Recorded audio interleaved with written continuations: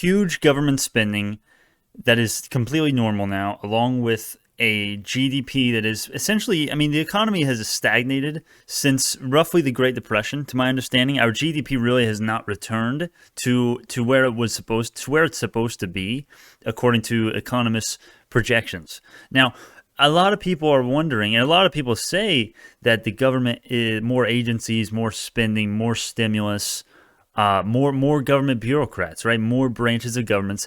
These are the answers to our problems. In this show, I want to go over that question and answer and give my evidence and my research and just tell and try to and just give my take on if more government is the answer to economic stagnation, our solution to economic stagnation, along with COVID and every problem that people have nowadays. A lot of them, it seems like they are turning to the government before they turn to before they turn to themselves, right? It's like government solves their problems, so they don't have to. So let's go. We're going to go over the downsides and the advantages and disadvantages in my overall opinion on this. And feel free to disagree. Make your own decision. But these are my opinions. And without any further ado, let's go over the question of if government is the answer for all of our problems, or if less government is the answer. Before I give you my take on that, I want to go over the spending of the actual government. Has the spending actually increased like I have been saying? Well, I have one figure according to Our World and Data organization. These guys have a little chart for me here. Now, this is basically going over the total government spending as a share of national GDP from 1880 to about 2011. Okay, so let's just take 1880. What was the United States' total government spending percentage as a share of national GDP? You're looking at like 3%, right? So it's like, okay, our GDP far outweighs our government spending. That's good, right? Yeah, that is good. Now, what is it in 2011, right? And remember, in the last few years, in the last decade almost, our government spending has only gotten higher as a share of national GDP. But this chart is only going to 2011, and it is showing 43%, right? So 3%. About a century ago, a little bit more than, well, actually, about 140 years ago, 3% was our government spending as a share of our national GDP. 10 years ago, now we are at over 40%. And that's only gotten higher in the last few years, I guarantee you. And that kind of tells you there is your evidence. And this is a reliable source. I consider a reliable source. And if you need some other data here, according to the Foundation for Economic Education here, as a chart shows, federal spending has exploded more than 10,000-fold since 1800. This, I mean, it's no secret, right? So now you know that the government spending has increased a ton because, and this is the reason why I think it is easy to see what the government does for us because the stuff they do for us, it's tangible. There are tangible benefits there. They are easily perceptible to see. The government is sending me an unemployment benefit check, or there's a government subsidy here. The government, oh, that's a government employee over there. That's employing a ton of people, a government building, a government company, corporate. There are people getting paid to work for the government. This is good, tangible benefits. However, it's not easy to see, and this is the reason why there is so much government, I think, at least partly. It's not easy to see at all what would happen to the money that the government used to build that stuff in the first place had it not been used, had the citizens not been taxed for it. If that money, if that agency would not have been there, of course, it's easy to see, oh, crap, those people wouldn't have had their jobs. That government building, those people are all going to be homeless. That's going to be lives lost, potentially, right? Wow, why would you ever want less government? However, this is where you have to look, and this is where you have to really think about where that other money is going. Because if people would not have gotten taxed for it, if people wouldn't have had their purchasing power decreased by the inception of that building, they would have had that to go do other things, spurring more economic growth than there would previously been before. Also, keep in mind, if we were to get rid of that government building, those people are not just going to instantly fall on the street and die and be homeless. They are going to have a chance to go into the private business with higher purchasing power in the aggregate. At least most people are, for the reason of less taxes and less spending. Well, it's not necessarily going to be less taxes if there are going to be a decrease in government agencies. Some people actually want to do that, but however, if you do it right, what you could do is decrease taxes, because you're able to. The government doesn't need as much money because there's not as many people to feed, if you will. There's not as many mouths in the government. If we were to decrease the amount of employees of the federal government by getting rid of some agencies, okay? Now, one critique of this, right? One critique. Now, if this is good or bad, right? Make your own decision, please. But what I'll say is that one of the big counter arguments to what I just said, which was, hey, we can decrease taxes if we just decrease the amount of government that there is. One critique is that when you're trying to cut down the number of office holders in the government, a lot of people think this is going to be deflationary. You are trying to bring down the national income of the government. The national income, the government's income is going to be way down. That is how you kickstart a depression, Brandon. What are you trying to do? Instigate 1930s all over again?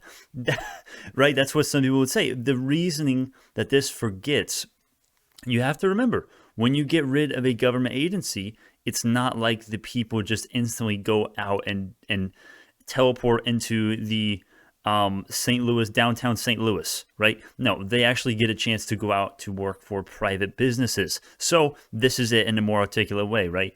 The purchasing power of the taxpayers, that purchasing power of the taxpayers goes up by at least as much as the purchasing power of the former office holders go down, okay? So, and then also you have those office holders, they must go seek private jobs or business, right? The added taxpayer purchasing power supports this. So all in all, if you didn't understand that, basically what you're looking at is the less government that we have, if it's not a necessary agency, it's essentially maybe, right? Make your own opinion, please. Don't let anyone persuade you or brainwash you, right?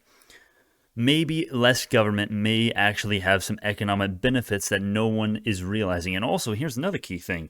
When people are asking, should we do more government? Should we be doing more agencies?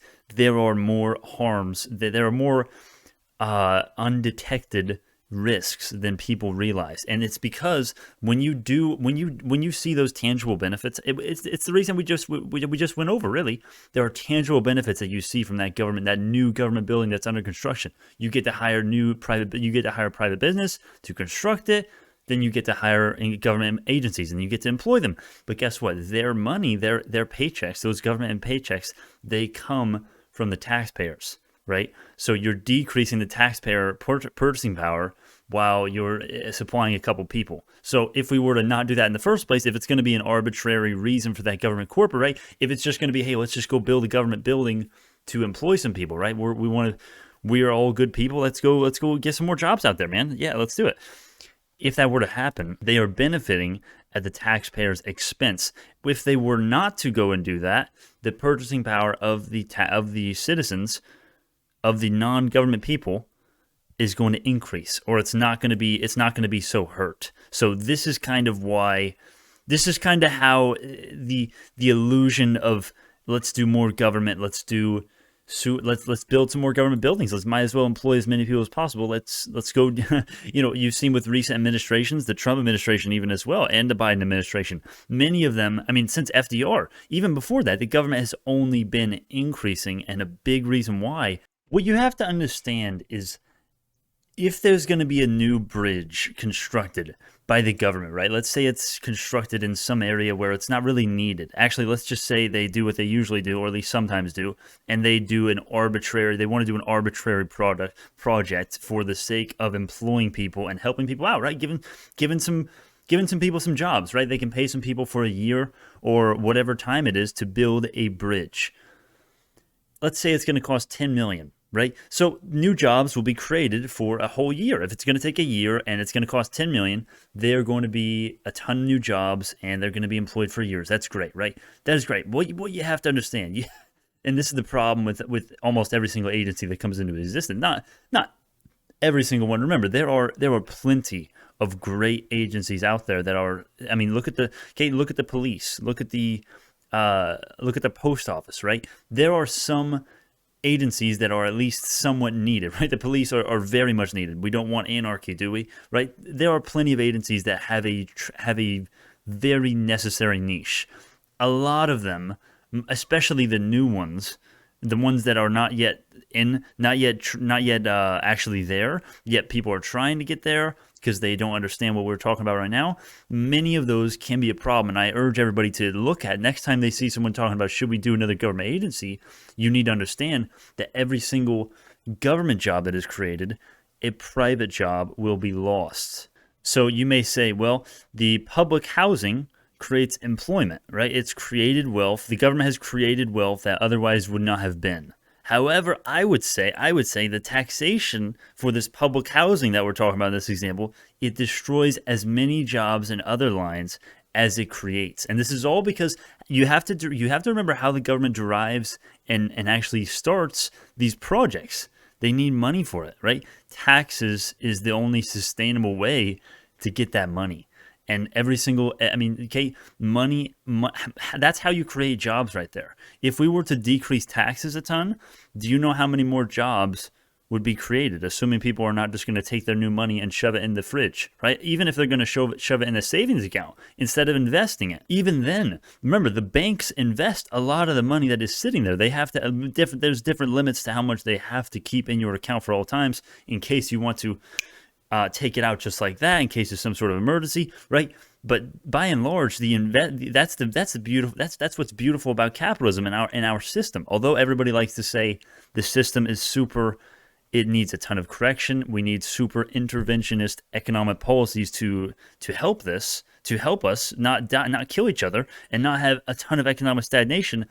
It may be just the opposite is what we need, which is less interventionist government. Maybe, right? Make your own opinions, do your own research. But in this show, we're going to talk about, by and large, the dangers of government and why, and trying to give you the other side of the coin, if you will, right? Because nowadays, no one raises a finger when a new agency is announced, right? When the Senate, Republicans, Democrats alike, they almost all.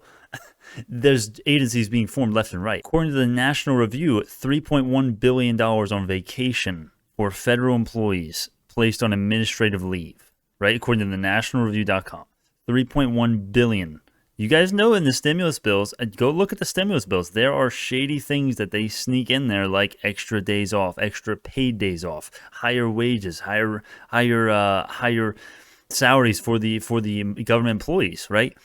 These are the things that no one really, these are the things that they don't tell you about when they want to make a new bill. You have to understand every single time the government makes a new agency, every single job that the government creates, as I said, a private job is destroyed. And it's because the reasoning is this. Remember, this is key for you to understand this. The money that the government has to make that job with, they don't make a job out of thin air. Okay, that's not how you do it. You don't just stand in the middle of the street and say, hey, you want a job, right? You have to have money to employ. You have to pay that person. You have to have an actual job for them to do. You have to get money and funding for this whole thing to happen. The only way for the government to do that is by taxation. Taxation is the only way. And the best way to actually, one of the best ways, right? I'm pretty sure everybody agrees with this. Let's say not a best way. Let's just say this. A good way to spur economic growth is to lower taxes, actually, right? And it's because the more money that people have, the citizens actually have at their discretion, the more money they're going to spend in the aggregate, right? I'm not going to spend $100 on a new guitar if I only have $500 in my wallet and I have to go pay my bills. No, I'm not going to do that. However, if the taxes are way lower and I've been making more the last few months at my job, then I may have $1,000 or whatever it is. Do you see what I mean? The more there's a proclivity for higher spending when there is less taxes because you have more money. The more money you have, the more money you're going to spend. The government creating a few jobs at the expense of private jobs while using the taxpayer dollars to go and do some niche, right? By and large, some of them are absolutely great. The police, we need them. There's plenty of agencies that we need, right? Plenty, absolutely plenty, right? Defense, okay, the army, the military, okay, good luck. We're not going to do a private company for the military, are we? Or the police? No, that would not end well, right? What about parks? What about public places?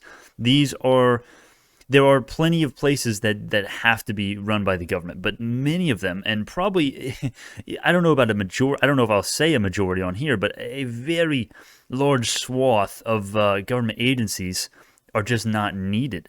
Right, they're just not needed. They're taking the taxpayer dollars, and then these bureaucrats and these government employees are not as motivated as the private sector, and that's a whole nother video that we can get into there.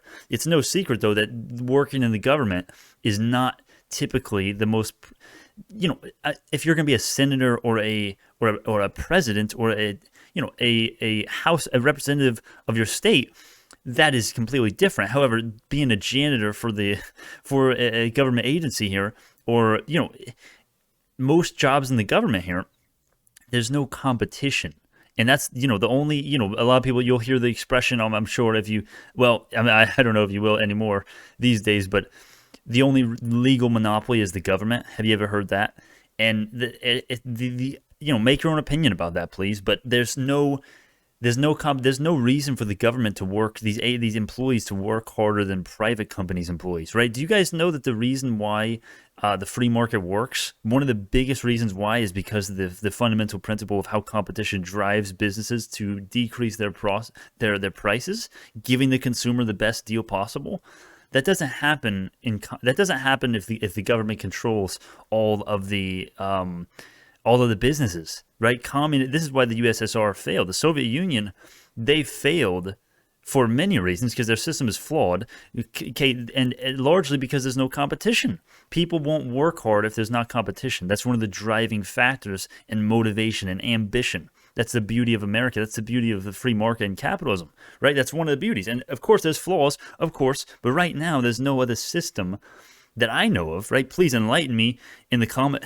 Enlighten me if you know of a better system, please. However, there's no other better system that we know of right now. Whether we should be more interventionist in the economy as far as the government intervening in the private sector, or less interventionist, that is up for debate, and that's what this show is going to be all about. And one other thing that I want to talk about here is a potential solution to the economic stagnation and all the problems that we've been seeing in the last 10 years, right? Since 2008-ish, since the Great Recession. Maybe less government might be a solution, right? Maybe, right? Lowering the taxes, lowering the government's reach on our lives would equal more spending in more purchasing power for the people. And when there's more purchasing power for the people, you know what happens, right? When there's more money to go around, that's how you spur the economy. That's how you spur the economy. More purchasing power for the consumers, and then obviously you don't want to do an infinite stimulus, a burr, right?